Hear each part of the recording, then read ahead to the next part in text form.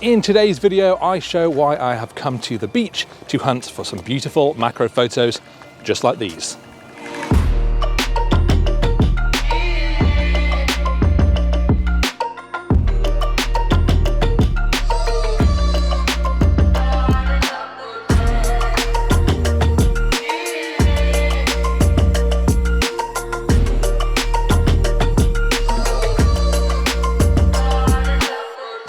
Timed my arrival at the beach quite well, I think, because I'm just before low tide. Of course, the lower the tide, the more of the beach I'm actually going to have to explore. So I'm going to start by going over to this sort of little peninsula, which is only exposed in low tide. And I can work backwards, coming back to all of this beachy area once the tide starts to come back in. How do I get across this bit? I walk, that's how. But I also want to go there first because the light is hitting it. The sun is only just up and it's just glancing on this like rocky peninsula thing, whereas the rest of the beach is currently completely in shadow. So I'm hoping I start over here where there's a bit more light, and then as I move back, the sun will come up, lighting up the beach, get some shots there. I love photographing at beaches, particularly macro, because macro often relies so much on textures and on form and on patterns, and that is exactly what you find at beaches. You've got all of the shells, all of the sands, the different rocks, then you throw things like different seaweeds in. Maybe there's some little like critters, starfish or something like that, which I have found in previous videos, all of which means that there is so much opportunity to get great photos at the beach. So it's just about wandering around and keeping your eye out for what might make for a nice shot.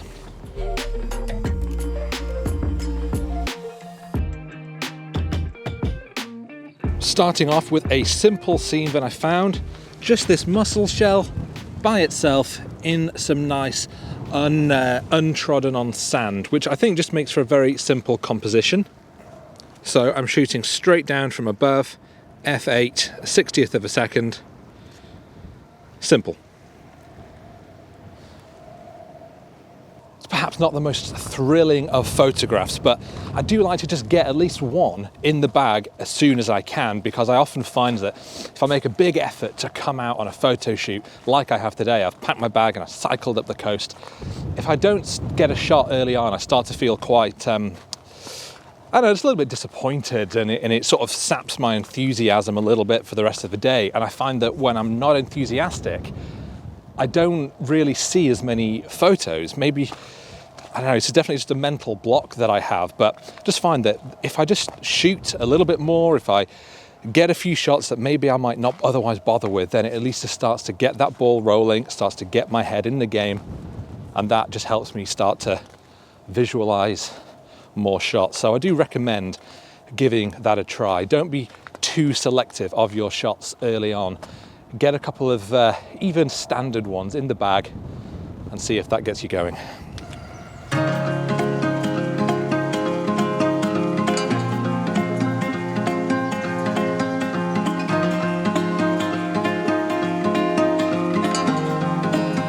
I've taken my camera off the tripod to get it really low as that morning light was filtering through this shell, making it glow beautifully. So I used a wide aperture for a really shallow depth of field to try and give the scene a more airy feel, which I'm quite pleased with. I also found this shell lit up nicely by the sunrise, which I shot from as close to the ground as possible. There is a lot of this rocky outcroppy bit to explore. And I've got to do it pretty quickly because this is completely submerged once the tide comes back in. And if I don't get finished quickly, my access to it will be cut off before this will be. But I reckon I've got a good hour on here to have a wander around.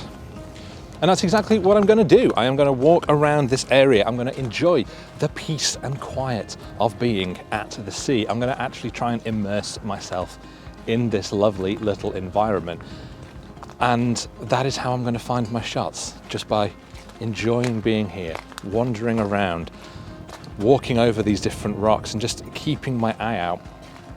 I've said it many times, but the joy of macro photography for me is the peace that comes with it, that sense of zen that you get when you're just looking for these small details whilst in amongst it. You're focusing on these tiny moments, you're focusing on your photos, you're not focusing on the worries in your life, job stresses, anything like that. It's just about exploring and looking. And there is something so beautiful about that. So there's another simple shot of this nice shell that I found just right here. But at the moment we've got this gorgeous light flooding in from this sunrise. The sun is still very, very low in the sky. So we're getting this gorgeous side light coming in. It's really enhancing all of the textures on the shell itself. So I'm going for a similar straight down composition, same settings, f8, a 60th of a second, autofocus on the shell itself, tap to focus, and there's my shot. I've been trying to get some shots with seaweed because there's some really generally interesting looking seaweed around here. Loads of like nice fronds, what you might think would be some good opportunities, but the problem is that it's all one very sort of deep brown color. The rock is brown, so nothing really stands out. I mean, just look at this frame. That's just all brown. There is some light on it, but generally nothing is really standing out. So I just don't think it's working for a composition. I do think it might be helpful for me to explain what I'm not looking for in a photo, why certain scenes don't stand out to me in a way that maybe other ones do. I did find this small patch of seaweed that had a bit more colour and separation, but it's really not the most compelling of photos. But then I also found this small bit of seaweed on the sand, surrounded by lots of bits of broken blue shell, and that had a little bit more going on. Actually, as I've been walking back, found all these little shells down here, these tiny ones, all clustered together on the wall, and I just think there might be some interesting compositions here. If I get in really close focusing, and try and arrange them into various different compositions. I did get a couple of shots which are nice enough snaps, but I definitely think I could have done better if I'd spent more time trying to find some more interesting compositions. But with the tide rising, time was against me. Found a little area. Let's go and see it. In this little area, there's a lot of different types of shells and rocks and things, all of which are forming lots of different patterns and textures and things. So I think I can work the scene a little bit. Just this sort of couple of meters square at most, but I think I might be able to get a couple of shots here. This little patch did prove to be quite a lucrative spot, as I found this beautiful shell covered in barnacles which really stood out nicely in that morning light. I also love the textures and patterns on these flat stones, which I arranged into a one-to-one composition to narrow the scene and eliminate distracting elements. I did the same thing here, focusing my composition on the gnarled element on the left and that interesting holes formed in the shell on the right.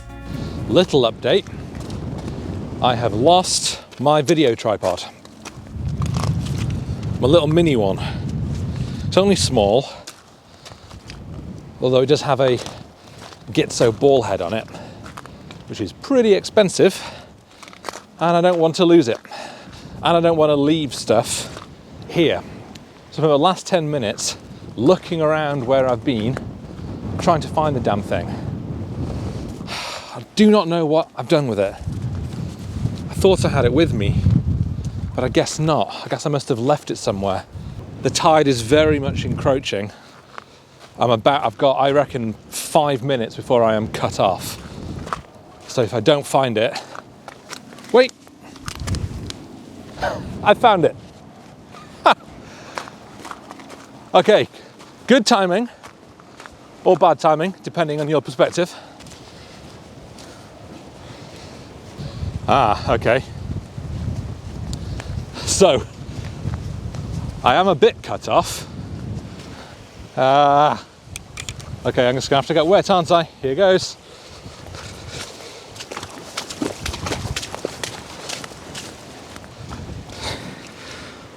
Brilliant. So soaking wet in 4-degree winter weather. Absolutely no one to blame but myself, of course. Bollocks. On my way back, after getting wet feet, I just found this really nice shell buried in these like ripples of sand. It's really nice. It almost looks like it's been like swept with sand, like dusty sand dunes in the breeze, and there is quite a breeze. You can't really see what I'm doing on screen, so I'm going to cut to video footage from the camera so you can see the shot I've got framed up here, very much trying to fill the frame with that shell, but still giving enough context in the sand to actually show the shell in the environment that it's in, to capture more of those waves of sand. We've got great side light still coming in from that sunrise, so I think this is a really nice shot. I'm doing f9 for sharpness and ISO 100, and I think about 100th of a second for my shutter speed. Back at the shoreline, I simply wandered slowly around looking for potential shots, and that is the reality of a lot of my macro work, simply spending a long time being patient and paying attention to the area around you till you eventually find something you like. It might take minutes, it might take hours, or you might even spend all day and still find nothing. I did eventually find a couple of shots I was pleased with, including this solitary shell next to this rock slab with this interesting texture. I also found these weird round holes here, which really stood out. Then there were these patterns in this, what I presume is sandstone, which when shot from above like this, almost looked like a satellite shot of a desert mountain range, which I thought was quite cool. So I found this really little scene with these nice pebbles, which I just think have some lovely shape and lovely texture going on. Oh dear, and the battery's about to die on the camera. Fantastic. As I was saying, this is the scene that we've got. We've got these lovely pebbles coming in here, and we have got very, very soft, flat light because I am in the shade. And I actually think it works really, really well just with the natural light. I'm just going to reframe, manually focusing. There's my shot. But that brings me to an end of today's video. I really do hope that you found it useful, or at least a little bit enjoyable. If you have enjoyed it, then do please hit that like button. Consider subscribing to my channel if you don't already. And I will see you next time.